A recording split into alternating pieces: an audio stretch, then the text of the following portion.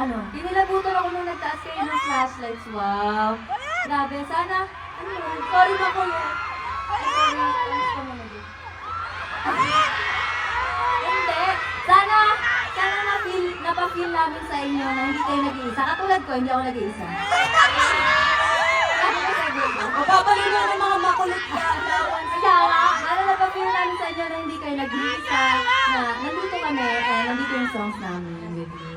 Wala muna talagang uuwi kasi dito sa Clark, ang last performance namin, before we go to the next level. Before kami mag-world tour, nawala na.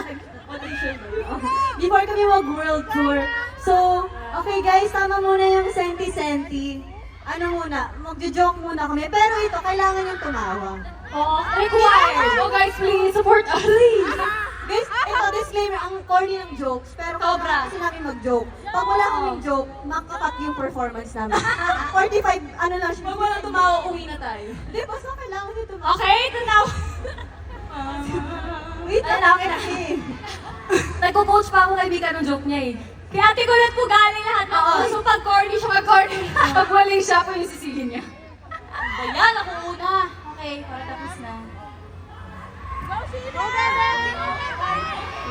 Tumawa kayo.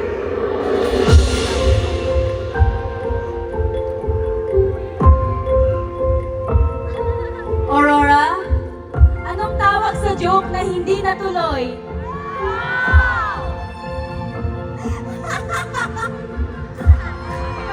Ano ang tawag sa isda na laging basa? Ate Hito. Hito ako. Tapusin mo yan eh. Aurora. Bakit nilalagyan ni Lola ng gulong yung rocking chair niya? Kasi kailangan niya mag-rock and roll! Mahirap ang yan ha. Anong pagkakapareho ng utot at tula? Pareho silang galing sa foot. Oh my God! Ano? Wait lang. Anong tawag sa kortina? Anong tawag nung kinurot yung kortina? Ano mo ang curtain? Ang corny! Anong tawag sa hayop na wala lang? Naku, huwag nila isipin tayo. Bakit yung iba mga pal hindi nagsa-soft drinks? Kasi maka-juice sila. Ano mas mabilis? Bills or coins? Ano? Bills! Kasi, bills!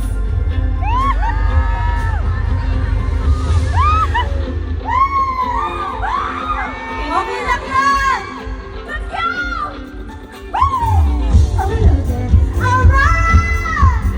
Di ko rin mabasa ang tunay na motibo. Ibang pinapakita, taliwas sa iyong salita. Pero